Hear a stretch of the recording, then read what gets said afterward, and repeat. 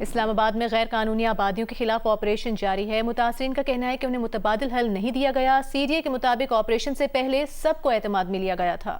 نے بری امام میں غیر قانونی رہائشوں کے خلاف سی ڈی اے کا آپریشن جاری ہے۔ متاثرین کہتے ہیں کہ ایوارڈ کے مطابق ان کے لیے ماڈل ولیج بننا تھے اور معاوضہ دیا جانا تھا جو کہ نہیں دیا گیا۔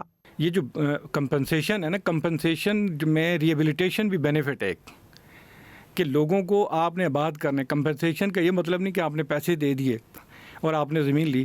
ریاست کا آئین جو ہے نا وہ شیلٹر کی آرڈر کرتا ہے۔ سی ڈی اے کا آرڈیننس وہ آپ آئین سے اوپر نہیں لے جا سکتے۔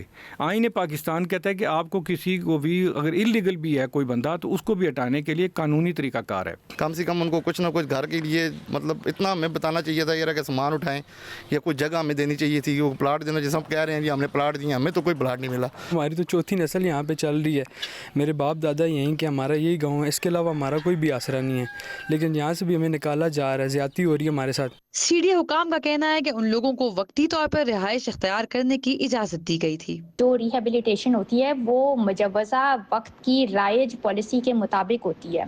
اگر 1963 میں پالیسی یہ تھی کہ آپ کو ایگریکلچرل لینڈ کے عوض پنجاب میں 4 کنال لینڈ کے عوض 100 کنال زمین ملے گی، اور اگر آپ کی کوئی بلڈ اپ پراپرٹی ہے تو اس کے عوض آپ کو پیمنٹ ملے گی، تو یہی پالیسی آپ پہ جب کبھی ایکوزیشن کا حساب کیا جائے گا آپ پہ وہی پالیسی اپلائی ہوگی، کوئی نئی پالیسی اپلائی نہیں ہوگی۔ بات یہ ہے کہ ان لوگوں کو اس ٹائم کے مطابق پوری ان کی پیمنٹس ہو گئی ہوئی ہیں۔ ان لوگوں کو یہاں پہ رہنے کے لیے جگہ صرف اس حد تک دی گئی تھی کہ ٹیمپریری رہائش اختیار کر سکتے ہیں، جب ضرورت ہوئے گی اتھارٹی کو تو جگہ خالی کر دیں گے۔